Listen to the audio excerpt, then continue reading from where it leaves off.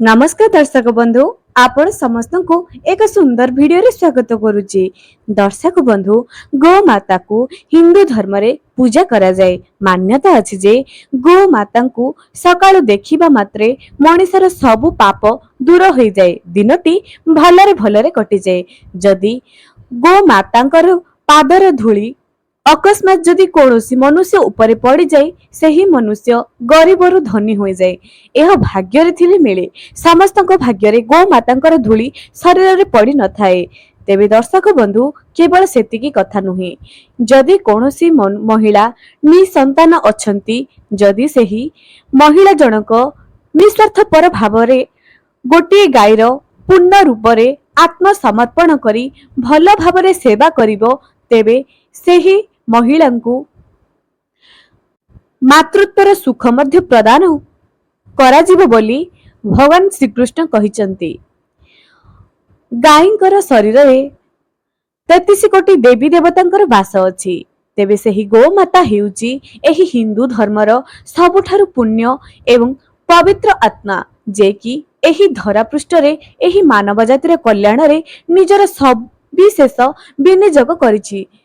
दर्शक बंधु गोटे गोमातार दुग्ध ठारू आरंभ करी गोमातांकर गोबर एवं गोमूत्र मध्य मनुष्यर केते जो उपकार आसे आपनकु अबा कौन विस्तार रूप में कहिबी। आपण जानिचंती कि दर्शक बंधु जदि गोटे मनुष्य गाय को दंड दिए, गाय कष्ट रे पड़िथिबार देखि मध्य जदि केही गोमातांकर सेवा करे नाही, ताकू सेही कष्ट रे छाड़ी चली आसे। जदि गोटे मनिष निजर स्वार्थ पूरण पाई गोमातांकर सेवा करुथाए एवं गोमातांकर क्षीर आदाय करिसारिबा परे गोमातांकर सेवा भल भाबरे करि नथाए, सेही मनुष्य को केउ दंड मिले। आपण जानिचंती गोमाता को सबु मनिष अइठा खाद्य खाइबा पई देथांती। जदि गोटे महिला निज खाद्यर प्रथम भाग, निज रोषेईर प्रथम भाग, गोटे रोटी हो किंबा कोनोसी मध्य खाद्य हो, रोषेईर प्रथम भाग गाय को खाइबा को देबा द्वारा ताकू केउ पुण्य प्राप्त होइथाए, आजिर वीडियो रे जानिबा। एवं दर्शक बंधु जे महिला मानकर संतान सुखरु वंचित अछंती, से माने एही वीडियो निश्चय देखंतु, आपण मानकर कामरे निश्चय आसीबो। तेबे दर्शक बंधु चलंतु आउ डेरी न करी आजिर कहानीटी आरंभ करिबा। ता आगरु मो दर्शक मानकु गोटे छोटिया अनुरोध, जे माने मो चैनल रे नुआ सुचती निहाती सब्सक्राइब करंतु, पाखर थिबा बेल आइकन को क्लिक करी वीडियो को गोटे लाइक निहाती करंतु एवं मो चैनल को बहु मात्रा रे शेयर मध्य करंतु। हुए तो एही कहानी एही विषय सबु कहार उपकार रे आसी परिबो। थरे जणे राजा अत्यंत भाग्यशाली राजा थिले। तांकर समक्षरे केही मध्य समान होई पारु नथिले, केही बराबर होई पारु नथिले। निज पितांकर अंते से निजर समस्त राज्य कार्य को संभाळिले, किंतु दुखर कथा जे विवाहर 4-5 वर्ष परे मध्य कोनोसी पुत्र किंबा पुत्रीटीए तांका कोଳରେ जन्म होला नहीं। बहुत चेष्टा करिले, दान धर्म एवं पूजा विधि एपरि सबु कार्य करिले, किंतु शेषरे कोनोसी मध्य समस्यार समाधान देखा गला नहीं। राजा विस्तापी होई निज रानी को रथरे धरी चलीगले जंगल आड़कू चलीगले निजर कुलगुरु को देखा करिबा निमंते। तांकर कुलगुरु थिले राजा वशिष्ठ। गुरु वशिष्ठଙ୍କ पाखरे तांकर सब प्रश्नर उत्तर थिबो बोली आशा रखी चली गले।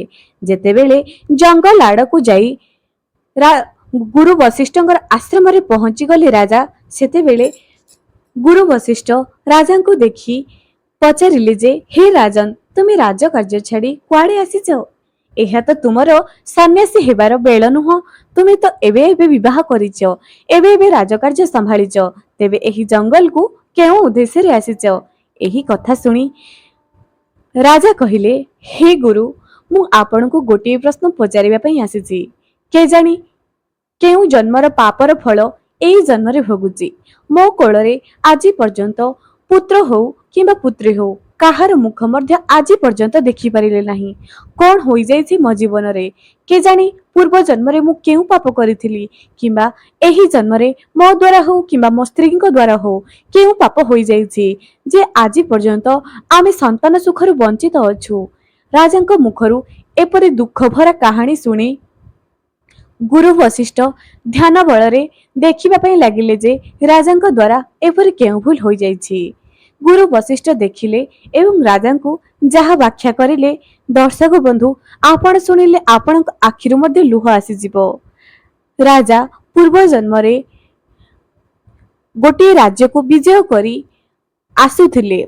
बहुत खुशी भरा मनरे जो रास्ता दे आसुथिले सेही रास्ता रे ओस्त गछ मूले गोटे गाई एवं तार बाछुरी को धरी विश्राम करुथिला। एया कथाटी जे ताहा बैशाख मास थिला। प्रचंड रौद्र तापरे शोष एवं भोक मध्य सेही गाई को लागुथिला। राजा निज विजयर खुशी रे एपरि अंध हो जाइथिले जे सेही गाई को देखि मध्य अणदेखा करी आसिथिले। सेही गाई जनक रागी करी क्रोधरे अभिशाप देथिला, तुमे गाई को देखि करी अणदेखा करी जाइछ ना। कली जुगरे जे कोनोसी भी मनीष गाई को दुख कष्ट देखि अणदेखा करी जे चली जाए से संतान सुखरु वंचित रहे। एवं जे गाई को अत्याचार करे, जे गाई को निजर स्वार्थ पूरण रे व्यवहार करे, ताकू केते जे दंड भोगिबा पई पड़े अकथनीय होईची एही कथाटी। तेबे एही सबु कथा सुनिबा परे राजा जनक गुरु वशिष्ठ को पचारिले, हे गुरु, कौन मु ए पापरु मुक्ति पाई परिबि नाही? सतरे कौन मु सबुदिन पई निसंतान होई रहिबे?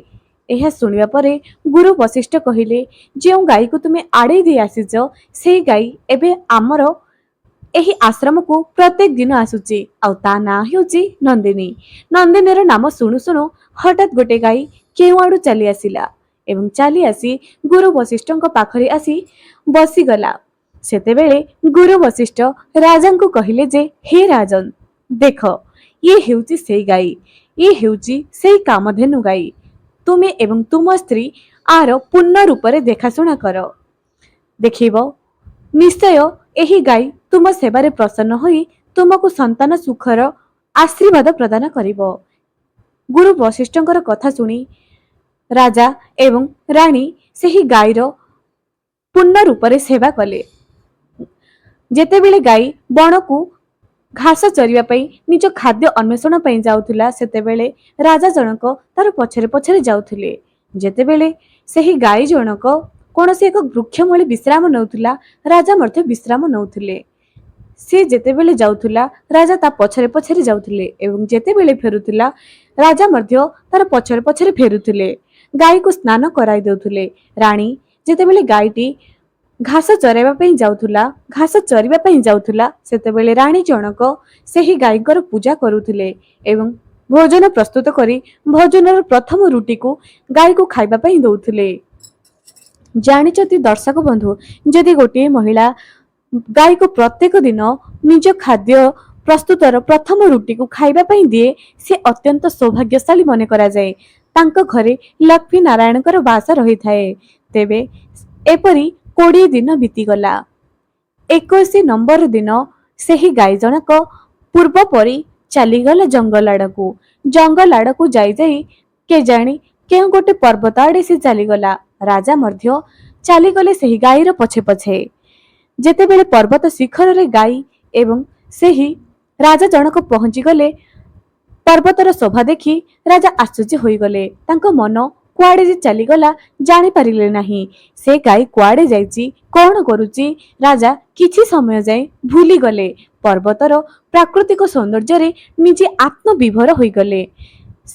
दुर्भाग्यवशतः सेही गाई को गोटे बाघ आसी आक्रमण करबा पई लागिला। गाईटी बहुत चित्कार कला, हे राजन, मते बंचाई दियो। मो घरे गोटे छोट छुआ अछि, मो बाछुरी अछि, से मो बिना रही परिबो नाही। हे राजन, मते एही व्याघ्र कबळरू बंचाई दियो। एपरि जोर जोर चित्कार कला। किछि समय परे जेतेबेले राजार ध्यान हटिगला, से गाई को खोजी खोजी चली आसिले एवं निज सर बଳରେ सेही व्याघ्र को मारिबा पई आगे आसिले। किंतु व्याघ्र को देखु देखु तांकर सर हठात भांगी गला।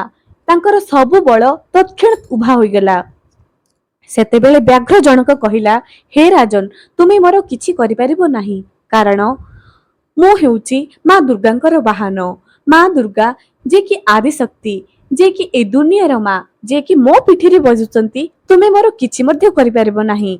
तुमे मते सर उठाइब क्षणी तुमर सब शक्ति ନଷ୍ଟ ହୋଇଯିବ, ତେଣୁ ବୃଥା ଚେଷ୍ଟା କର ନାହିଁ। ଏପରି କହିବା ପରେ ରାଜାଙ୍କ ପାଖରେ ଆଉ କିଛି ଉପାୟ ନଥିଲା। ସେ କହିଲେ ଯେ, ହେ ବ୍ୟାଘ୍ର, ଯଦି ତୁମର ଭୋଜନ କରିବାର ଅଛି ମୋତେ କରିଦିଅ, କିନ୍ତୁ ଏଇ ଗାଈକୁ ଛାଡ଼ି ଦିଅ। କାରଣ ମୁଁ ତ ସନ୍ତାନ ସୁଖରୁ ବଞ୍ଚିତ ହେଲି। ମୁଁ ତ ବାପାର ସ୍ନେହ କିମ୍ବା ମାର ସ୍ନେହ ପାଇପାରିଲି ନାହିଁ, ଆଉ ନା କୋଉ ସନ୍ତାନର ସୁଖ ମଧ୍ୟ ପାଇପାରିଲି। କିନ୍ତୁ ଏହି ଗାଈର ଗୋଟିଏ ସୁନ୍ଦର କଅଁଳିଆ ବାଛୁରୀଟିଏ ଜନ୍ମ ନେଇଛି। କୃପା କରି ତାକୁ ତାର ମାତୃତ୍ୱର ସ୍ନେହରୁ ବଞ୍ଚିତ କର ନାହିଁ। ତାକୁ ତାର ପୁତ୍ର ସ୍ନେହରୁ ବଞ୍ଚିତ କର ନାହିଁ। କୃପା କରି ମୋତେ ଭୋଜନ କରିଦିଅ ଏବଂ ତାକୁ ଛାଡ଼ିଦିଅ। ଏପରି କହି କାନ୍ଦି କାନ୍ଦି ରାଜା ଜଣକ ଭୂମି ଉପରେ ଲୋଟି ପଡ଼ିଲେ ଏବଂ ସେହି ବାଘ ଯେ କୁଆଡ଼େ ଉଭେଇଗଲା କେହି ଜାଣିପାରିଲେ ନାହିଁ। ଏବଂ ସେହି ନନ୍ଦିନୀ ଗାଈ କହିଲା ଯେ, ହେ ରାଜନ, ମୁଁ ତୁମର ସେବାରେ ପ୍ରସନ୍ନ ହେଲି। ମୁଁ ତୁମର ପରୀକ୍ଷା କରୁଥିଲି। 20 ଦିନ ଯାଏଁ ତୁମେ ଧୈର୍ଯ୍ୟର ସହ ନିଷ୍ଠାର ସହ ମୋର ସେବା କଲ। ଏବେ ସମୟ ଆସିଯାଇଛି ତୁମକୁ ତୁମ ଆଶୀର୍ବାଦର ଫଳ ଦେବା ପାଇଁ। ହେ ରାଜନ, ତୁମେ ଘରକୁ ଚାଲ। ମୁଁ ତୁମକୁ ଆଶୀର୍ବାଦ କରୁଛି। ତୁମର ପୁତ୍ର ସନ୍ତାନଟିଏ ଜନ୍ମ ନେବ। ଯଶସ୍ୱୀ, ବିଦ୍ୱାନ ଏବଂ ବହୁତ ତେଜିଆନ ସନ୍ତାନଟିଏ ତୁମେ ଜନ୍ମ କରିବ। ଏତିକି ଶୁଣିବା ପରେ ରାଜା ଜଣକ ସେହି ନନ୍ଦିନୀ ଗାଈକୁ ନମସ୍କାର କଲା ଏବଂ 2 ଜଣ ମିଶି ଘରକୁ ଫେରି ଆସିଲେ। ସକଳ ବୃତ୍ତାନ୍ତ ରାଣୀକୁ ଜଣାଇଲେ। ଗାଈର ଦୁଗ୍ଧ ପିଇ ସେହି ରାଜା ଏବଂ ରାଣୀ ମାତା ପିତାର ସୌଭାଗ୍ୟ ପାଇଲେ। ତାପରେ ଗୁରୁ ବଶିଷ୍ଠ କହିଲେ, ହେ ରାଜନ, ଆଜି ତୁମକୁ ଗୋଟିଏ କଥା କହିବି। ଏହି କଥାଟି ତୁମେ ନିଜ ରାଜ୍ୟରେ ପ୍ରଚାର କର। ପ୍ରଚାର କରିବା ଦ୍ୱାରା ଏହା ସମଗ୍ର ମାନବ ଜାତିର କଲ୍ୟାଣ ମଧ୍ୟ ହେବ।